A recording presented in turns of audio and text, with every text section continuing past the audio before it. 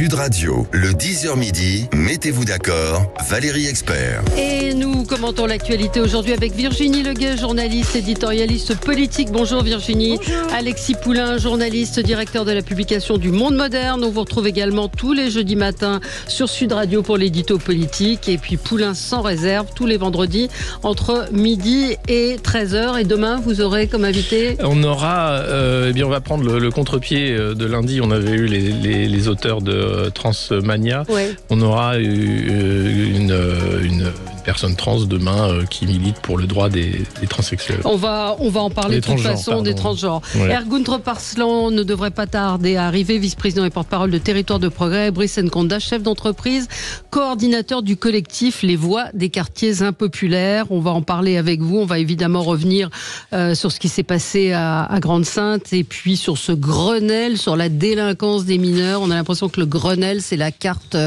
qu'on sort quand on ne sait plus quoi faire. On va revenir sur les 100 jours de Gabriel Attal avec une balise IFOP fiduciale pour Sud Radio. Et puis la conférence de Jean-Luc Mélenchon et Rima Hassan annulée à l'Université de Lille. On commence avec vos coups de cœur, vos coups de gueule. On va commencer, je sais pas, je voulais commencer avec Ergun, mais il n'est pas là parce qu'on était un peu plus... commençons avec vous, Alexis, sur cette affaire. Peut-être rappelez-nous de quoi il s'agit. Alors, il s'agit, donc j'en parlais, Ouais. donc c'est Béatrice Denès qui sera notre invitée demain. Et donc Dora Muto et sa co-autrice Stern, voilà, Ouais. Marguerite Stern, il me semble, Oui, c'est ça. ont donc sorti un livre qui s'appelle Transmania, qui parle de cette folie, enfin cet emballement médiatique autour de la transidentité, transgenre, etc., avec tout ce qui tourne autour aussi le débat, et c'est la question que je veux poser demain, sur les mineurs notamment, qui sont en transition, comment le traiter, est-ce que les traitements chimiques sont une bonne chose ou pas, et il y a eu une campagne de pub dans les rues de Paris pour ce livre par l'éditeur, et la mairie de Paris a décidé, dans son amour pour le débat libre et éclairé, de retirer les affiches de pub de ce livre, qui ne montrait que la couverture. Qui ne manquait que la couverture, et on demande, et donc c'est un adjoint au maire de Madame Hidalgo qui a fait demander à ce que ces affiches soient retirées. Emmanuel Grégoire, le premier adjoint. Lui-même. Alors je ne sais pas s'il a lu le livre, je ne sais pas, clairement en fait, on sent qu'il y a derrière un électoralisme évident de la part de la mairie de Paris auprès des associations, et je pense qu'il a suffi d'un coup de fil ou d'un tweet ou d'un mail pour dire qu'est-ce que c'est que ça, attention à la prochaine élection, vous n'aurez pas notre soutien. C'est dommage, enfin moi j'en ai marre en fait de ce climat de censure permanent. Vous avez eu ce soir à Lille, il devait y avoir une conférence de Mélenchon et Rima Hassan sur la Palestine. Eh bien l'université de Lille ne veut pas. C'était mardi à Bruxelles, il y avait une conférence des nationalistes avec Zemmour, Viktor Orban, etc. Eh bien, Bruxelles ne veut pas. Enfin, c'est quoi? On est où, quoi? C'est-à-dire que nos démocraties libérales qui se vantent d'être défenseurs de la liberté, des libertés, notamment de la liberté de parole, sont en train de tomber devant nous dans un climat de censure qui n'est pas un climat, d'ailleurs, d'une censure réelle, censure politique et une censure du débat public. Ça me dégoûte. C'est un danger réel parce que derrière ça, enfin, je vois pas où est le problème de dire il y a des gens qui ont écrit un livre, il faut le lire et après il faut débattre. Si l'éditeur fait une pub, pourquoi pas? Pour que la mairie de Paris, c'est-à-dire on parle de gens qui sont élus, qui ont un pouvoir politique, décident de censurer, c'est quoi? C'est qui est les prochains sur la liste? C'est ça en fait. C'est la censure, elle n'est pas bien d'un côté parce qu'on censure un camp politique qui est nos adversaires, et puis de l'autre côté c'est pas bien. Non, c'est soit on arrête tout de suite, soit la censure, elle sera pour tout le monde et on va le regretter. Mais d'ailleurs, moi je n'ai pas lu le livre, j'imagine que vous l'avez lu puisque vous avez reçu les auteurs. Alors moi, c'est André Berkoff qui les a reçus. Moi, je vais recevoir pour parler plus largement de ce thème-là. Oui, mais elle raconte comment il y a une sorte de... Alors, c'est un parti pris, mais c'est un pamphlet. Pourquoi, effectivement, censurer de la publicité pour un livre? Je ne sais pas ce que vous en pensez. Brice Nkonda et JC Decaux a tout à fait baissé la tête et dit... immédiatement, on peut dire... c'est contraire à nos projets. Il parle de quoi, ce livre, exactement? Il parle de cette scène, en fait, du business qu'il y a autour de la transidentité, c'est-à-dire les opérations, les traitements... Et comment une minorité, finalement, a réussi à imposer une sorte de peut-être pas de philosophie, mais en tout cas de mouvement, c'est-à-dire parlant d'une minorité et voulant l'imposer à la majorité. Et l'activisme qui fait que la parole est censurée, c'est-à-dire que je comprends maintenant. Les autrices ont pris aussi beaucoup de... Je fais le lien avec Hidalgo et la mairie de Paris. Voilà. Donc, en fait, ce que je pense, c'est qu'effectivement, il y a des combats qui doivent être menés contre les discriminations. Bien sûr. Pour un certain nombre de minorités, mais quand le fait minoritaire doit devenir le fait majoritaire, ça pose toujours un problème. C'est-à-dire que le wokisme, quand il s'agit de combattre les discriminations, pas de souci. Quand il s'agit d'imposer à tout le monde, à l'intérêt général, une philosophie minoritaire, j'ai toujours un problème avec ça. Ouais, et surtout, empêcher le débat. Moi, je suis étonnée que... Vous parlez des affichages Decaux, je suis étonnée qu'ils aient cédé comme ça. Quel est le pouvoir de la mairie de Paris sur Decaux pour au niveau des collectivités, ils font les commandes, il y a des contrats. C'est-à-dire qu'à un moment donné, la mairie de Paris peut effectivement dire... Donc c'est ça, en fait, la mairie de Paris a autorité... je pense, une relation commerciale sur Decaux qui, quand la mairie de Paris dit ça, on n'en veut pas, elle supprime. Donc, mais moi, je suis étonnée quand même de qui sera le prochain de cette capitulation. Voilà. C'est impressionnant. Il faut pouvoir entendre les deux discours, en tout cas. Bien sûr, je suis d'accord. Bien sûr. On se retrouve dans un instant avec vous sur Sud Radio. Nous avons le meilleur pronostiqueur hippique, il faut bien le dire, de France. Magnifique. Alors, nous commentons l'actualité avec Virginie Leguet, journaliste et éditorialiste politique, Brice Nkonda, chef d'entreprise, coordinateur du collectif Les Voix des quartiers impopulaires. Et Alexis Poulain, journaliste, directeur de la publication du Monde Moderne. Vous êtes également éditorialiste sur Sud Radio et on vous retrouve tous les vendredis dans Poulain sans réserve à partir de midi. Et Ergun Toparslan, vice-président et porte-parole de Territoire de Progrès. Bonjour. On va revenir évidemment sur ce Grenelle de la délinquance des mineurs avec un gouvernement qui communique à tout va. Vous l'avez entendu, un couvre-feu à Pointe-à-Pitre. Oui, très bien, un couvre-feu. On va revenir sur cette agitation médiatique, mais concrètement dans les faits. Que peut-on faire? Les 100 jours de Gabriel Attal, et puis on l'a évoqué un petit peu, la conférence de Jean-Luc Mélenchon et Rima Hassan annulée à l'université de Lille. On reviendra sur tous ces sujets. Ergun, je suis ravie que vous soyez arrivé un petit peu en retard, mais au moins ça nous permet de commencer un petit peu. Voilà, un petit peu. Alors vous aviez un coup de cœur pour être Ségolène Royal chanteuse? C'était un coup de gueule sur un extrait qui a beaucoup circulé hier sur les réseaux sociaux où l'ancienne candidate socialiste à l'élection présidentielle, ancienne ministre, ancienne présidente de région, a encore fait preuve d'un moment de gêne sur un extrait digne de Malaise TV. Sur vous voulez qu'on l'écoute? On peut l'écouter, ouais. Aïe. Ça ne peut nous canaliser. Ça fume la fumée. La pistée par les banalisés. Hasta luego faisant 1, hasta luego faisant 2, hasta luego ou hasta luego. C'est ça, voilà.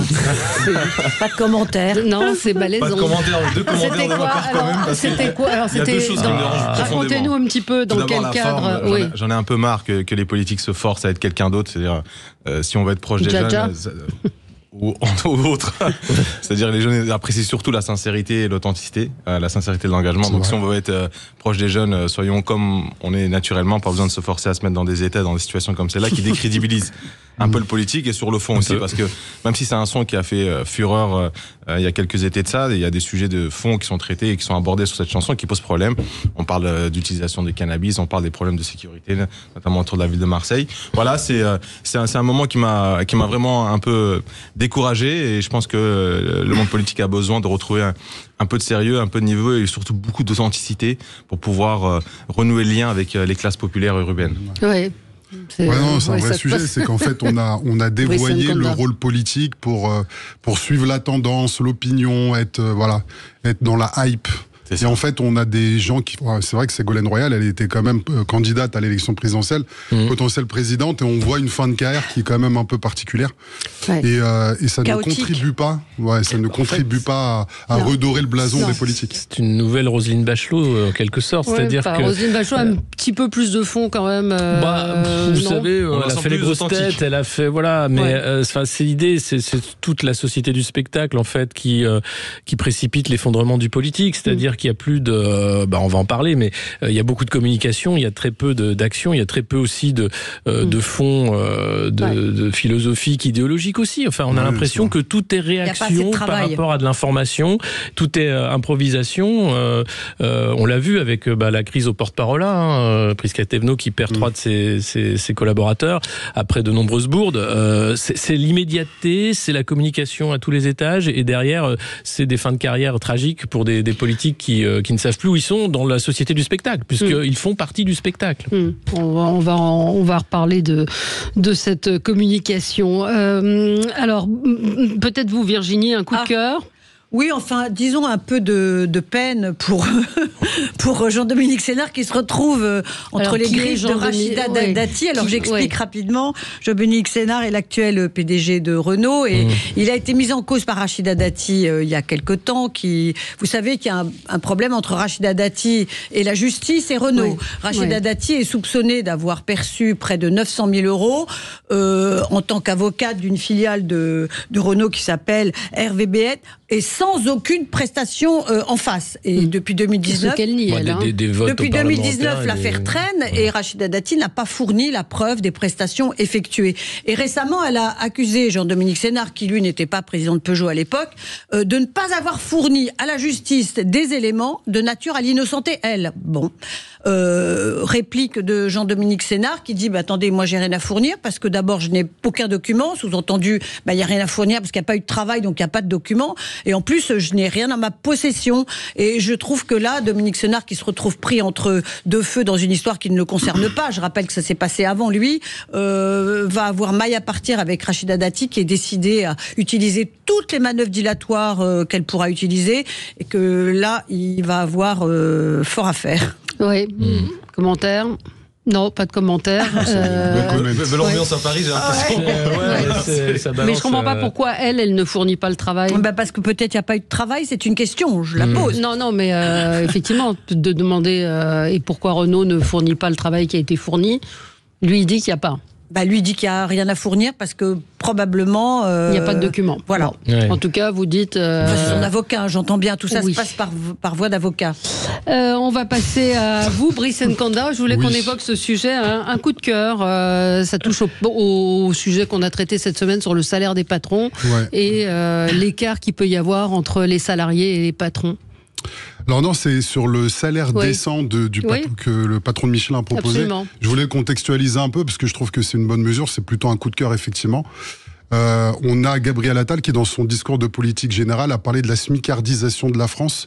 Et c'est vrai qu'on observe la paupérisation des classes moyennes toutes ces dernières années, avec des problèmes d'inflation, de pouvoir d'achat. On a là quand même un grand patron c'est dans la tradition de Michelin, je crois aussi, très social. On a un grand patron qui parle de salaire décent, parce qu'il a identifié qu'avec le SMIC, c'est difficile aujourd'hui de vivre.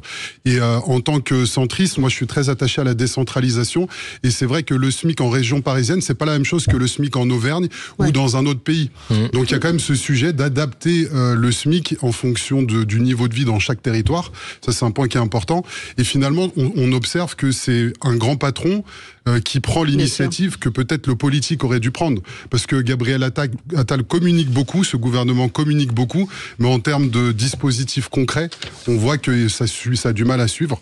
Et là, on a un grand patron qui prend le bon exemple. Après, je ne sais pas si dans l'absolu, le fait que les grands patrons touchent un petit peu à ce qui est du politique. J'écoutais l'interview de Leclerc, de Michel-Édouard Leclerc ce matin, qui dit qu'il est tenté par la politique, etc.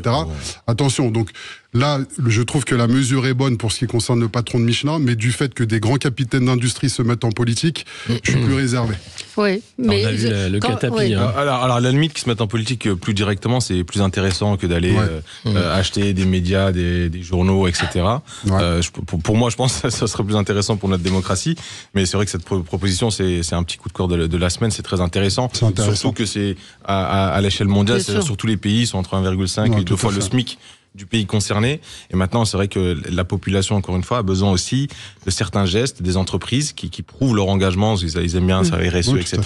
Donc, responsabilité sociétale et environnementale, c'est pas que 3 lettres qu'on utilise pour faire de la communication. Il faut pouvoir le mettre en œuvre. Et là, ils le mettent en œuvre correctement. Oui, je le mettais en perspective par rapport avec Monsieur Tavares. Comme dit un auditeur, c'est pas de féliciter le patron de Michelin qui est bien sûr éthique, mais de mettre le focus sur, il dit, la saloperie, qui est que celui qui supprime les primes des usines, etc. Et c'est vrai que cet écart, qu'est-ce qu'on 36 millions d'euros. Alors après, il y a pourquoi Mbappé. Mais ça va plus loin parce que je crois que le Tavares justement est un peu provoquant quand il dit moi de toute façon je respecte la loi. Faites une nouvelle loi, je m'y conformerai. Attends, il est provoquant et surtout il est déceptif parce qu'en réalité son groupe est basé aux Pays-Bas. Donc la loi française n'aurait aucune prise en réalité sur ces 36 millions. Par contre, M. Tavares pourrait être un héros des temps modernes si au lieu de 36 millions, il prenait que 20 millions et qu'il donnait les 16 millions aux travailleurs de son groupe en disant écoutez, on va faire des primes avec ça. Voilà, ce serait bien. Parce que 20 millions, c'est déjà beaucoup. Voilà. Et si les 16 millions étaient partagés auprès des travailleurs, ce serait un geste fort. Ça, un grand patron peut le faire de lui-même. Voilà. C'est surtout si M. Tavares nous écoute. C'est surtout moi la réponse qui m'a vraiment dérangé en disant si ça vous dérange, faites une loi. Justement, non. Et c'est faux, voilà. C'est faux. C'est vraiment de double provocation. Non, ça montre, je pense, une version très archaïque de l'appréciation que peut avoir les revenus d'un patron. Après, la problématique. Ça montre aussi. Oui, allez-y Virginie. Non, c'est moi. Ça montre aussi que M. Tavares sait très bien qu'il y a un marché des grands patrons et que sur ce marché-là, il a une valeur et que si, pour X raison, il travaillera plus en France, il travaillera ailleurs. Et que moi, je ne prends pas la défense de M. Tavares, mais il me semble que depuis qu'il est arrivé, il a obtenu des résultats spectaculaires. C'est prévu dans son contrat, il le sait pertinemment. C'est légal. C'est légal. En tout cas, je ne sais pas si c'est légal, disons moralement, mais c'est prévu dans son contrat. Et il le sait pertinemment. Et il sait pertinemment qu'il n'a pas de souci à se faire pour sa carrière et que si c'est pas ça, ça sera ailleurs. Et que j'en termine. Et que ces états de fait à la tête de Renault sont suffisamment éclatants pour que, il soit recruté facilement pour d'autres responsabilités. Et que sa rémunération par rapport à des patrons d'industrie automobile aux États-unis, par exemple, est ridicule. Donc, si on compare aussi à l'international. C'était histoire de faire le parallèle, mais vous avez raison de souligner. C'est important, Valérie. J'ai entendu l'exemple du patron de Blackstone, je crois, aux États-Unis, c'est 800 millions de rémunération. Donc c'est-à-dire que dans la dérive, on peut aller très loin. Et effectivement, à un moment donné, la question se pose. Mais si on légifère qu'en France, c'est toujours le même problème. Après, les grands patrons vont s'expatrier.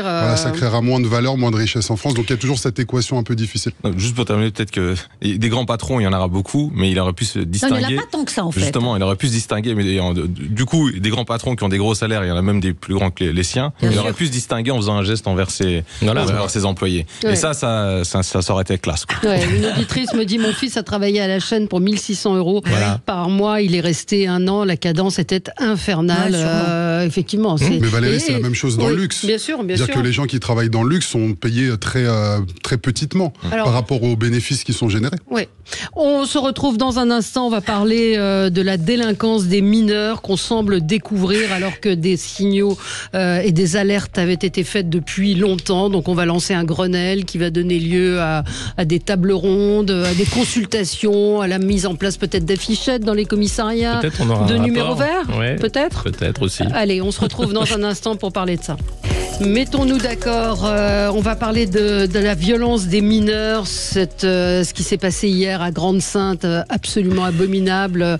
Un éducateur, un animateur, Philippe, 22 ans, qui a été battu à mort par des mineurs âgés de 14 et 15 ans. Hier, j'ai vu circuler d'autres images de groupes de jeunes qui s'en prenaient à un autre, qui tapait à coups de béquilles ou de bâtons sur un jeune qui était à terre.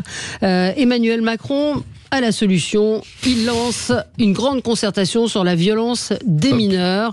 Donc, on découvre le problème, on sort les tables rondes, alors que, vous qui défendez, défendez le mot est peut-être pas bon, mais qui êtes impliqué au cœur de ces quartiers dits impopulaires, qui sont mis en cause assez souvent, vous savez très bien que ce problème, il n'est pas nouveau et qu'on ne le découvre pas. Moi, j'en ai marre, concrètement, qu'on parle de Grenelle. Pour parler concrètement et dans le fond, je pense qu'on paye 40 ans de politique de l'enfant roi. Ouais. On a laissé penser que l'enfant était magnifique, etc. Alors qu'en réalité, le degré de liberté qu'on donne à un enfant est corollaire à la responsabilité qu'il acquiert par l'éducation. Et donc ça, il faut vraiment revenir sur cette idéologie qui a commencé dans les années 80. Et il faut remettre le parent dans son rôle, dans sa responsabilité. On fait pas traîner ses enfants. Il devrait même pas y avoir de couvre-feu. Quand on a un enfant à 12-13 ans, il a rien à faire dehors. Donc il y a ce premier sujet d'autorité parentale. Et l'autorité parentale, il faut l'activer avec de la sanction. On pourra en reparler, mais je pense qu'il faut de la sanction. Ensuite, il y a le sujet des réseaux sociaux, des écrans, des jeux vidéo très violents. À un moment donné, cette virtualisation, elle bascule dans le réel, il y a un impact réel dans le quotidien. Et je pense qu'il faut vraiment réfléchir à limiter, à contrôler ce que nos enfants regardent. Ça se fait dans certains pays. Je pense qu'il faut réfléchir à ça. Et je pense également qu'il faut arrêter avec l'anonymat sur les réseaux sociaux qui fait beaucoup de mal. Oui. Ensuite, il y a le fait que les enfants, il y a une énergie qu'il faut occuper de manière positive et constructive. Un enfant, par définition, a beaucoup d'énergie. Il faut faire du sport, il faut faire du théâtre, il faut faire de la culture, il faut déployer ça plus qu'aujourd'hui. Et je pense également que le fait il y a eu cette philosophie de dire faut pas faire de devoirs à la maison parce que c'est inégalitaire. Moi je pense qu'en fait quand les gamins rentrent à la maison et qu'ils font pas leurs devoirs, malheureusement trop souvent ils sont devant des écrans. Il faut que les enfants bossent à la maison. Donc globalement je pense que les enfants il faut les occuper de manière constructive. Ensuite il y a le volet de la sanction et ça effectivement les sanctions sont beaucoup trop laxistes aujourd'hui. Il y a les travaux d'intérêt généraux qui mettent du temps à être mis en œuvre. La région par exemple Île-de-France a mis en place un dispositif pour que ce soit beaucoup plus rapide. Pour la pédagogie de la sanction, les centres éducatifs fermés qui ont été mis en place sous Sarkozy, c'était des bons dispositifs, mais il faut donner les moyens, il faut former les éducateurs, il faut bien les payer. J'ai entendu dans un reportage récemment de rétablir le service militaire. Moi, je me dis pourquoi pas. Il ne faut pas que ce soit un sujet tabou, ça peut être discuté. Enfin, on sait que c'est impossible financièrement aujourd'hui. C'est impossible financièrement, mais je veux dire, à un moment donné, on parle de nos enfants. C'est-à-dire que quand on a des enfants qui partent à volo, parce que là, on a des crimes quasiment toutes les semaines. Ouais. On va aller jusqu'où ? Et par des jeunes, encore une fois, avec des violents, enfin, des comportements de plus en plus violents. On dit qu'on n'a pas les sous, mais je suis désolé, à un moment donné, ces sous-là, il faut les trouver. Et puis voilà, en fait, il faut vraiment durcir la sanction. Il y a quand même ce sujet que maintenant, il y a des crimes qui sont commis par des mineurs. Alors effectivement, en dessous de 13 ans, il n'y a pas le discernement. De 13 à 18 ans, on estime qu'ils ne doivent pas être punis sévèrement, mais je pense qu'effectivement, là, comme on est sur des crimes, il faut penser à avoir des sanctions. Sur des jeunes qui ne sont plus les mêmes que ceux d'il y a 20 ans. Mais donc, cette génération-là, on l'a vu arriver. Enfin, c'est pas faute d'avoir prévenu. Là, il faut stopper le blabla, parce qu'en fait, on est sur de la communication à outrance. Là, maintenant, il faut des mesures et il faut aller vraiment dans le fond. Alexis Poulain. Mais en fait, tout est une question de moyens, en réalité. Alors, on n'a pas les moyens pour le service militaire, on n'a pas les moyens pour les places de prison, on n'a pas les moyens pour la justice, on n'a pas les moyens pour la police, on n'a pas les moyens pour l'école. C'est un choix, en fait. Et on a un ministre du budget, de l'économie, qui parle de faire des économies. Toujours plus, dans tous les secteurs, qui vont être des secteurs où on prépare le futur. Une génération comme ça, qui arrive, qui est confrontée à la violence de manière quotidienne, où on a tous ces drames, parce que c'est au-delà du fait divers, c'est devenu un fait de société. Il n'y a pas de réponse du politique jusqu'à présent, parce qu'il y a cette question des moyens. Et la seule réponse, c'est un peu plus de police, mais regardez sur je sais pas combien c'est de refus d'obtempérer par jour. Les rodéos urbains. Les mortiers, Gérald Darmanin avait dit on va interdire la vente des mortiers. On a vu que ce qui s'était passé, les rodéos urbains, il n'y a pas de mesures. Sur Internet, les mortiers. Il n'y a pas eu de mesures qui ont été prises. Alors oui, des gens vont nous dire mais vous êtes négatif, le gouvernement propose un Grenelle pour prendre les choses en main. Mais on s'en fout. Maintenant, c'est vraiment c'est mais on fait quoi? Moi, quand je vois ces images de jeunes, je me dis que c'est foutu. Enfin, pardon, non, c'est pas foutu, Valérie. Non, jamais. Mais quand vous avez des gosses de 15 ans qui tapent à coups de béquilles et de bâtons sur un gamin qui est par terre, vous faites quoi? Non, c'est pas foutu. Vous les rééduquez pas, c'est impossible. Je veux pas accaparer la parole. Alors, Virginie. Moi, je dirais pas que tout est question de moyens, je dirais que tout est question de volonté, que la volonté aujourd'hui pour une équipe qui est là depuis 7 ans, je l'ai pas vue, moi. Le problème vient pas d'aujourd'hui.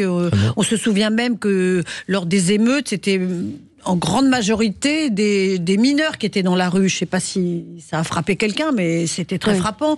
Et là, Gabriel Attal va nous expliquer que si que ça, avec sa phrase fétiche qui est « moi j'assume de dire la vérité », mais en fait il ne s'agit pas de dire ou de ne pas dire la vérité, il s'agit de faire. Et pour des gens qui sont aux manettes depuis toutes ces années, mais qu'ont-ils fait? Moi je ne cesse de m'étonner de les voir, alors qu'ils ont une majorité relative et que du coup leur latitude politique est extrêmement réduite, proposer des choses dont ils savent pertinemment qu'elles ne seront pas mises en œuvre. Et puis, autre question que je pose, pourquoi ne pas tout simplement appliquer la loi et l'appliquer fermement? J'ai entendu des spécialistes expliquer l'autre jour qu'il y avait une résistance du système à infliger des peines judiciaires fermes à des mineurs. Pourquoi une résistance du système quand ces jeunes-là se livrent à des actes aussi violents? Pourquoi ce système-là se permet d'avoir des résistances idéologiques, bien sûr, c'est bien ça dont je parle, et que tout ça n'est pas clairement affronté. Moi, je veux bien les grands mots, les Grenelles, oui.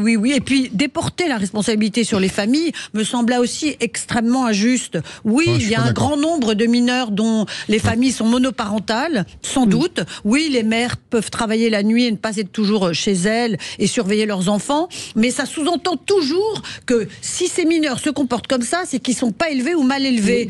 Ça peut être vrai, ça peut être faux. Et c'est souvent faux. Si ces mineurs se comportent comme ça, c'est qu'aussi ils n'ont pas de limite. Et qu'ils regardent les réseaux sociaux, ils regardent des vidéos toute la journée. Oui, ça fait partie de l'éducation. Oui, ça fait partie de l'éducation, ça fait aussi partie de ce qu'on leur laisse faire ou de ce à quoi ils ont accès dans la journée avec les réseaux sociaux. Et ça aussi, c'est une dimension qui n'est pas tellement prise en compte. C'est un reflet de la société. Il ne faut pas tout mettre sur les réseaux sociaux. Non, c'est pas un reflet de la société, les réseaux sociaux. C'est une caricature de la société. C'est pas du tout un reflet de la société. Il n'y avait pas de réseaux sociaux lors des émeutes sous Chirac. Je ne parlais pas des émeutes sous Chirac, je parlais des émeutes sous Macron. Parce qu'on parle de fracture sociale, on parle quand même de 2005, 2006, voilà. Depuis, rien n'a été fait. C'est le problème des limites, le problème de l'autorité et le problème du respect aussi. Et je pense que c'est vraiment une question d'éducation et de rapport à la violence. De sanction. Moi, je pense qu'il y a une question de sanction. Il n'y a jamais de sanction. Et donc, ils savent qu'ils peuvent recommencer. Mais quelle sanction, de toute façon? C'est ça, quelle sanction? Un gamin de 14 ans, Ergun. Je pense que je suis plutôt d'accord sur le fait qu'il y a un souci sur le rapport à la violence, parce que ça fait plusieurs années où on alerte, où on voit que peu importe la strate, la manifestation ou autre, on voit que le degré de violence est très vite dépassé. Et peu importe l'âge aussi, donc on sent qu'il y a quelque chose de nouveau. Personnellement, c'est vrai qu'on en a un peu marre des Grenelles pour ci, pour ça, mais pour le coup là, je pense qu'il y a intérêt à se poser sur le sujet, parce que les violences envers les élus ont été pointées du doigt ces dernières années. Maintenant, on commence à avoir des violences des élus, parce qu'ils sont également à l'image de certaines dérives de la société. Tout ça ne présage à rien de bon. Sur la jeunesse, je suis un peu mitigé, parce que bon, j'ai beaucoup été dans des associations, dans la mise en place d'actions, des politiques de la ville, etc. Il y a énormément de choses qui se font. J'ai pas l'impression qu'il y a une violence qui est un peu plus exagérée sur les nouvelles générations. Mais pour ceux qui sont violents, elles sont de plus en plus violentes. On voit que ça dérive très vite sur les commissions, pour avoir été dans le monde du foot, sur les commissions disciplinaires de la Ligue. C'est en train d'exploser. Je crois que c'est à plus de 200% en 3 ans. Et donc tout ça montre effectivement il y a un sujet par rapport à la violence, il y a un sujet par rapport à l'autorité, mais il y a nécessité, je pense, de faire ce fameux Grenelle pour bien nommer les choses. On va marquer une pause et vous me direz pourquoi c'est pas foutu, Brice Nkonda. À tout de suite. Et nous parlons de la délinquance des mineurs, ou de ces mineurs de plus en plus violents. En ce moment même, Gabriel Attal est à Viry-Châtillon, où il parle d'autorité. Son allocution s'intitule « Droits et devoirs ». Donc il dit l'autorité doit s'appliquer à tous. Enfin, c'est ce qu'a dit Prisca Thévenot. Donc, à part d'enfoncer des portes ouvertes, je ne sais pas où on ira, mais pourquoi pas. Donc, pourquoi vous dites que ce n'est pas foutu? Quand on a des ados de 15 ans qui sont sans limite, qui ne voient pas la différence entre le bien et le mal, qu'est-ce qu'on en fait? Les mettre en prison n'est pas la solution. 14 ans, en fait, quand on a des mineurs qui ont ce genre de comportement, les parents sont responsables, parce qu'on fait des enfants dans des responsables. Et en fait, le problème aujourd'hui est tellement diffus, ça touche au logement, à la mixité sociale, à la délinquance, à la violence, à l'éducation. Et en fait, c'est tout un nœud de problèmes qu'il est difficile de dénouer au niveau politique. Mais c'est pour ça que je pense que ça doit se jouer au niveau de la cellule familiale. Je suis pas habitué à le dire, mais je pense que l'idéologie de mai 68 nous a fait du mal. Oui. Je suis vraiment pas habitué à dire ça parce que j'aime bien la liberté qui en a découlé. Mais d'un autre côté, en fait, en termes d'autorité parentale, aujourd'hui, on a des parents qui parfois veulent bien faire mais n'ont pas tous les codes et méritent d'être accompagnés. Moi, je dis pas que les parents font mal leur travail. Globalement, je suis plutôt d'accord avec ce que vous avez dit. La plupart font bien leur travail. En revanche, ils font bien au maximum de leur capacité et parfois c'est pas suffisant. Donc il faut vraiment accompagner les parents. Je suis pas sûr que l'idéologie de mai 68 franchement, et avoir quoi que ce soit dans les familles monoparentales dont les mères sont souvent... Attendez, je termine. Dont les mères sont souvent débordées et dont les enfants leur disent si tu m'emmerdes, tu vas voir ce qui va se passer. Et elles perdent leur autorité parce qu'on les menace, parce que les grands frères leur disent laisse-moi, je le gère, et que c'est comme ça que ça se passe. Il y a des mamans qui ont de l'autorité sur des grands. De leur fratrie. Et au contraire, je peux avoir l'exemple contraire, il y a des mamans qui tiennent très très bien leurs enfants jusqu'à un âge très avancé, même pour toujours. Donc en fait, le sujet, c'est effectivement qu'on a été trop laxiste. À un moment donné, il faut laisser papa et maman faire leur travail. Et je pense qu'on a laissé couler trop de choses. Et effectivement, le problème, c'est qu'aujourd'hui, il faut rattraper une situation qui s'est embourbée depuis des décennies. Et pour faire ça, en fait, la question d'allocation des moyens, elle est importante. Mais il y a une petite musique qui consiste à dire, on a déjà beaucoup donné dans les quartiers. Il y a des milliards qui ont été déversés dans les quartiers. Mais le sujet, c'est pas uniquement de donner, c'est de donner à bon escient. Je vous donne un exemple. Dans les écoles, il y a eu le meurtre de notamment Samuel Paty. Il n'y a rien qui a été fait concrètement pour aider les enseignants. Rien. On leur a fait des séminaires, des colloques, comment apprendre la laïcité. C'est du bullshit. En réalité, il aurait fallu peut-être dans chaque cours d'école mettre un médiateur mandaté par l'éducation nationale pour essayer de gérer, bien former, bien payer. Il y a des actions beaucoup plus concrètes qu'on aurait pu faire pour aider ceux qui sont sur le terrain et qui font le travail. Et effectivement, dans des associations, il y a plein de gens qui font du très bon travail, mais on ne les aide pas. Aujourd'hui, on a des gens qui sont sur le terrain, qui ont des solutions, on ne les aide pas. On est dans le top-down et pas dans le bottom-up. Il y a plein de solutions sur le terrain. Vous pensez vraiment que dans les quartiers, l'idéologie de mai 68 est la cause de la défaillance? Si, attends, Valérie, le laxisme, on l'a laissé faire. On a vraiment laissé le truc se propager et on a retiré aux parents le moyen d'être des parents. Si. Je sais pas. Dans les quartiers, franchement, mai 68, Alexis Poulain. Parce que c'est Nicolas Sarkozy qui était très critique de l'idéologie de mai 68. C'est aussi lui qui a supprimé la police de proximité. Exactement. Oui, c'est énorme erreur, bien sûr. Parce que je pense que c'était ce petit échelon finalement où l'État était là, avec cette proximité-là justement, qui permettait non pas d'en faire un ennemi, mais de comprendre ce qu'était que l'autorité, la loi, tout ça expliqué de manière claire, avec des policiers qui étaient respectés et qui respectaient aussi les gamins des quartiers.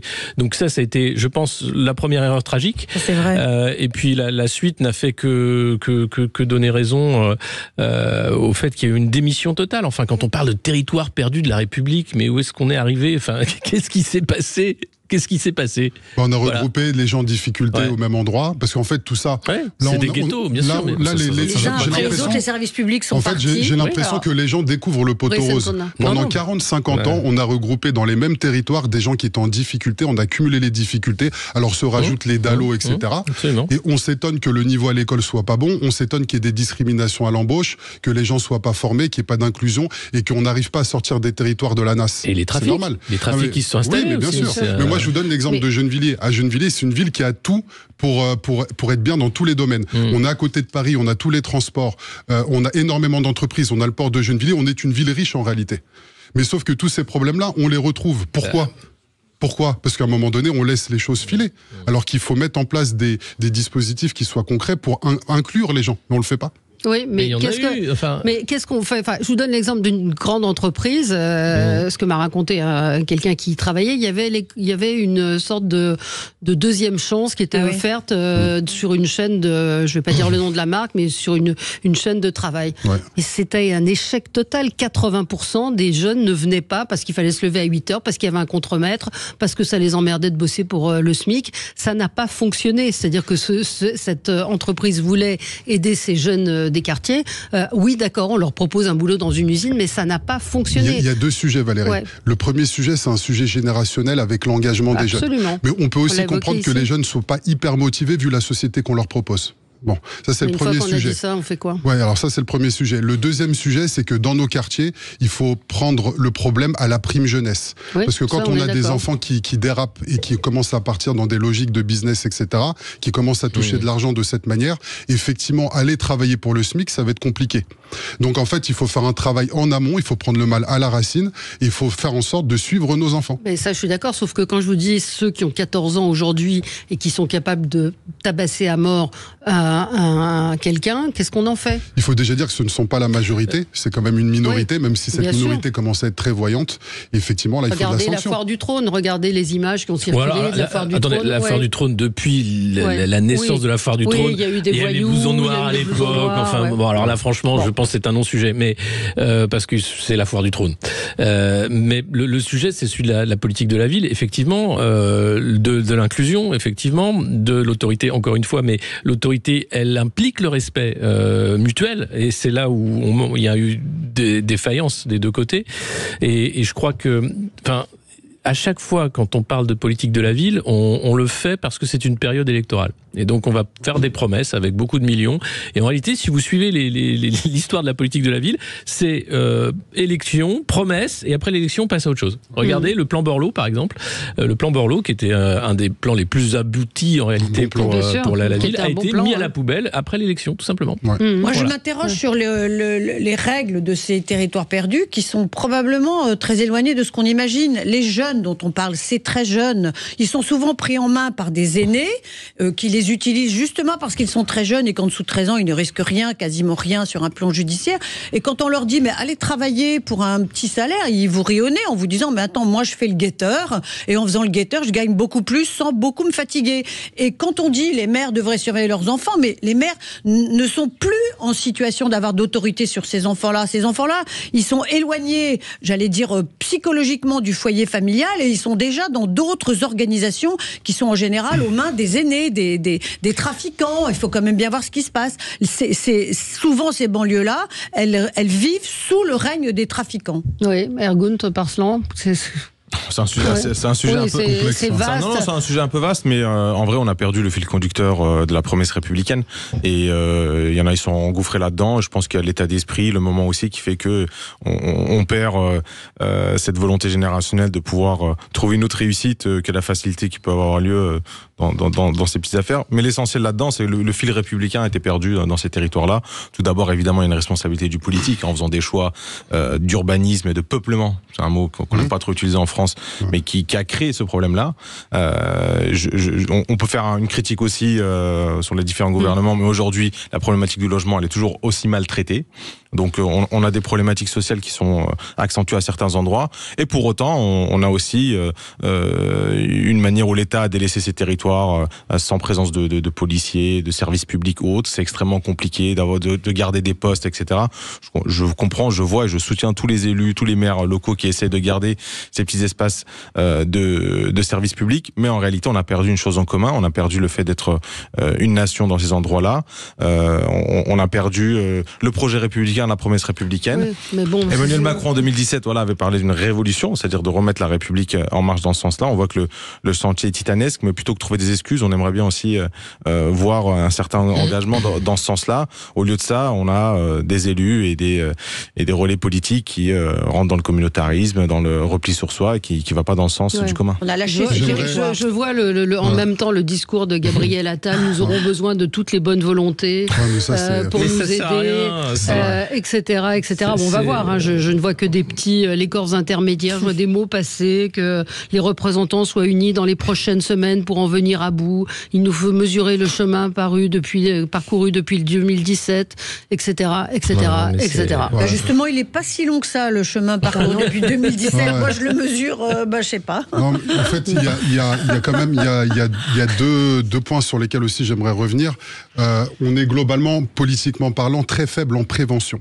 Ouais. En prévention, on est très faible parce qu'on a soit des éducateurs spécialisés qui sont très bons pour faire le lien avec le droit commun, mais qui vont jamais sur le terrain et qui sont pas à l'aise sur le terrain. On a des médiateurs qui sont à l'aise sur le terrain, mais qui n'ont pas cette compétence pour faire le lien avec le droit commun. On a testé les grands frères parce qu'ils avaient une forme de légitimité, ça n'a pas marché, mais on n'a jamais créé ce profil de super médiateur qui est à la fois très compétent, légitime sur le terrain et bien payé. Ouais, donc en fait, dans le maillage jusqu'à la sanction, la partie prévention, je trouve, et dans toutes les villes, est assez mal traitée. On n'a pas ce qu'il faut aujourd'hui pour faire le travail de prévention. Ça, c'est le premier point. Le deuxième point, c'est que pour apprendre à refaire nation et reprendre le fil républicain, comme vous le dites, il y a quand même ce sujet d'apprendre à débattre, à respecter les avis des uns et des autres. Et en fait, on n'apprend pas ça à l'école. On a une école qui crée des futurs salariés, des potentiels futurs salariés, mais pas des potentiels futurs citoyens. Et encore. Mais je suis pas tout à fait d'accord. Moi, je suis pas d'accord. En fait, je me souviens des cours d'éducation civique et je ne pense pas qu'ils aient fondamentalement changé. On nous dit Assemblée nationale, Sénat égale Parlement, donc c'est très didactique, c'est très académique, mais on rentre pas dans le fond du sujet du débat critique entre les jeunes. Et je pense qu'à tout âge, il va y avoir des cours de théâtre maintenant. Ça va être. Non, mais je pense que c'est un vrai problème. C'est-à-dire qu'aujourd'hui même, on ne sait plus débattre. Tout le monde a des éléments de langage, on s'oppose des choses, mais il n'y a pas de travail sur le fond. Quand on voit le climat de censure, c'est sûr que le débat est difficile. Quand on voit les professeurs, dès qu'ils essayent de sortir un peu des sentiers battus, ils se font cracher dessus par les parents qui leur disent pourquoi vous avez parlé de ci, pourquoi vous avez parlé de ça. Enfin, il faut se souvenir de l'affaire Samuel Paty. Il a été mis en cause par une élève qui n'était pas à son cours et dont le père est venu menacer directement. Donc, tout était faux. Là, oui, exactement, tout était faux. Ouais. Et il a été quoi? Décapité. On l'oublie, on ne prononce pas assez ce mot parce que c'est un mot qu'on ne veut pas prononcer, mais il a été décapité. L'autocensure des enseignants. Moi, notre pays, il avait une avance à plein d'autres pays, c'est qu'on a été les précurseurs des Lumières et de la République française. Aujourd'hui, on n'arrive pas à porter ce projet-là, à porter ces valeurs et cette identité-là sur certains des territoires, et on a la solution entre nos mains.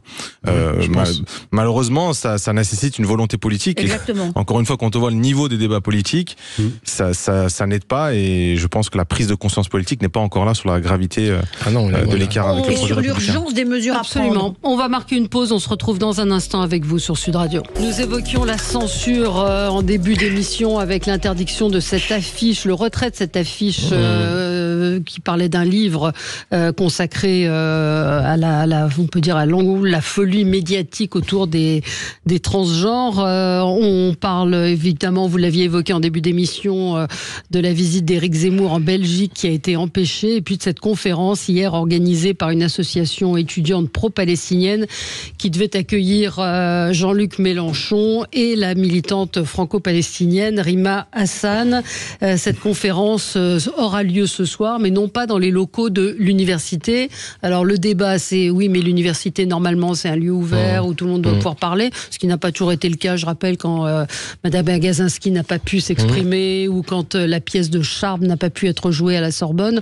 Donc c'est pas nouveau non plus. Non, François Hollande aussi, qui avait été reçu avec des livres déchirés, ces livres déchirés. Enfin, ça a toujours été un lieu de débat à l'université, donc c'est bien. Maintenant, le climat est tel que chaque prise de parole est scrutée avec peur. Et puis, il faut voir que derrière cette conférence, il y a eu beaucoup aussi de fake news autour des associations, du soutien à la politique du Hamas, d'éradication d'Israël, etc. C'est pas le cas.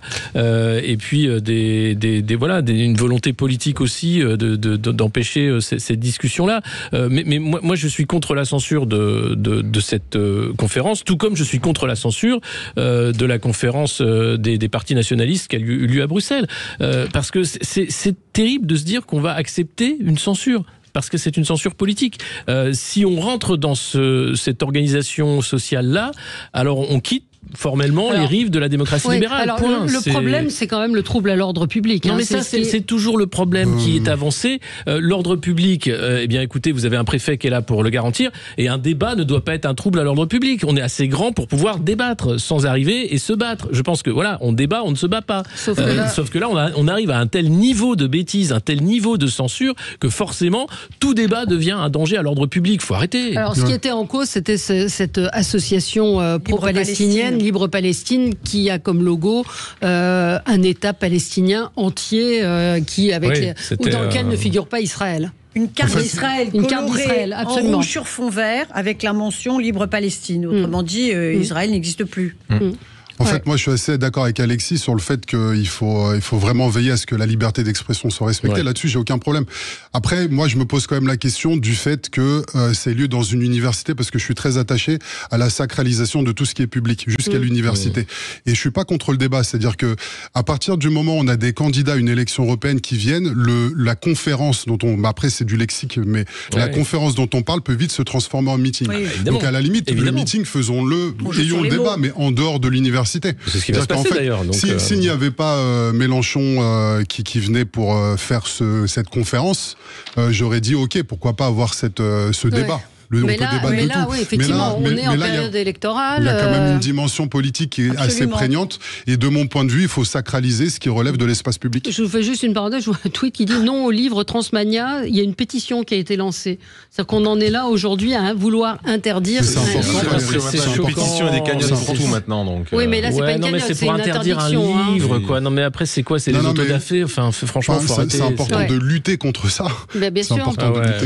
Mais c'est vrai qu'il y a la problématique de l'élection du mois de juin et la différence entre un meeting, et je crois d'ailleurs qu'hier Adrien Quatennens fait un lapsus en parlant de meeting et non plus de conférence. C'est un meeting. C'est un meeting. Jean-Luc Mélenchon joue sur les mots. À partir du moment où lui-même ne cache plus ses positions envers la Palestine et il dirige un mouvement politique, à partir du moment où Rima Hassan est 7e sur la liste quand même de la France Insoumise et qu'on est en pleine période électorale, on peut parler de conférence. C'est plus tout à fait une conférence.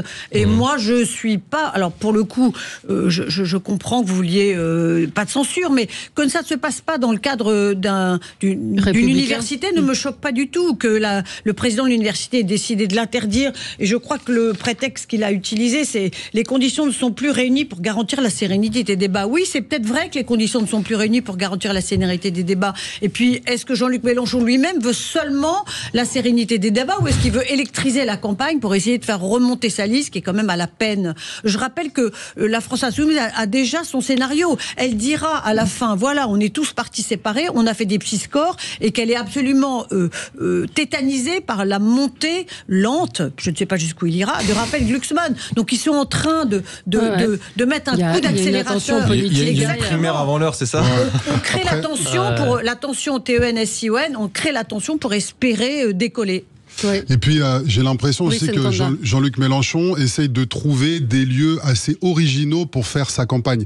J'ai entendu le fait qu'il voulait le faire dans un quartier de Marseille. Donc en fait, on voit bien une stratégie où à un moment donné, il veut se délocaliser pour essayer de faire un peu l'actualité, le buzz. Et donc je pense que là, concrètement, on n'a pas affaire à une conférence, on a affaire à un meeting. Et que ce meeting, s'ils veulent le tenir, ils le tiennent en dehors de l'université, il n'y a aucun souci.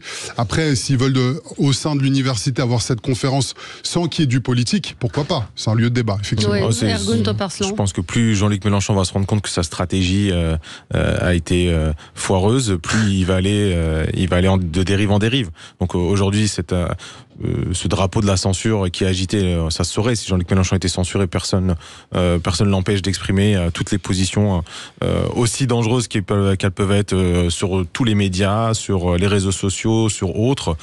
Faut quand même pointer du doigt les positions qu'a pris ce mouvement politique depuis le 7 octobre.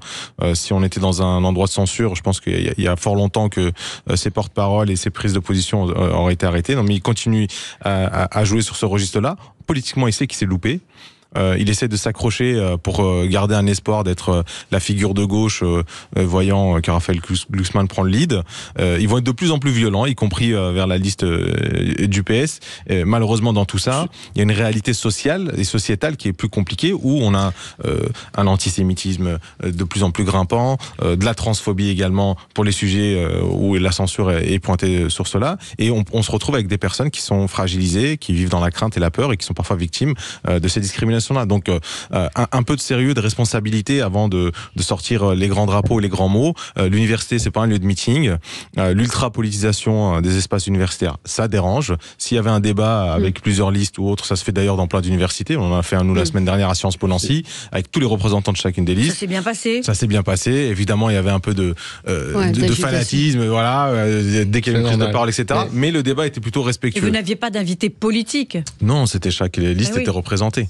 Et on n'était pas surtout dans la négation de l'existence d'un pays. Juste un mot, Marion Maréchal disait au 4V ce matin, cette annulation de meeting de Mélenchon, c'est l'arroseur arrosé. LFI passe son temps à vouloir tout interdire. Il y a 10 jours, il menaçait d'empêcher physiquement une de mes réunions publiques en région lyonnaise. Donc c'est au-delà de Mélenchon et LFI, c'est cette espèce de violence. On parlait de la violence, il y a une violence politique qui est là. Mais c'est normal que la politique soit violente. Après, sur les positions de la France Insoumise depuis le 7 octobre, c'est un appel à la paix et c'était une condamnation de la disproportion de l'attaque israélienne sur Gaza. Oui. Mais il n'y a pas eu de soutien au Hamas. Jamais. Ils ont dit que c'était une action de guerre. Non, ils ont pas soutenu le Hamas. C'est blessant pour des Merci. Il faut remettre les choses. Ils l'ont condamné, non? Oui, ils l'ont condamné. Ils l'ont condamné à plusieurs reprises. On peut pas mettre, si on est porteur de la paix, on peut pas l'oublier, Israël, l'existence d'Israël. Voilà, c'est tout. Mais personne ne remet en cause l'existence d'Israël. Ça passe pas sur ce logo. Moi, je pense que ça montre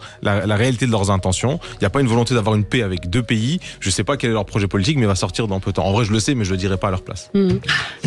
Franck Trapiro qui montre une chose intéressante, la carte quand on est à bord d'un avion de Qatar Airways, quand on survole Israël, aucune de ces villes n'y est mentionnée. Et il dit, le Qatar veut se positionner en première ligne pour négocier un processus de paix, sûrement, dit-il, à un seul État palestinien. Quelle hypocrisie. Et c'est vrai que c'est assez étonnant. C'est vrai, il y a Gaza et il n'y a aucune autre ville qui est mentionnée. Voilà, Ramallah, Gaza et Khan Younis et voilà. Il y a du travail pour la paix. Merci à tous les quatre. Bonne journée sur Sud Radio.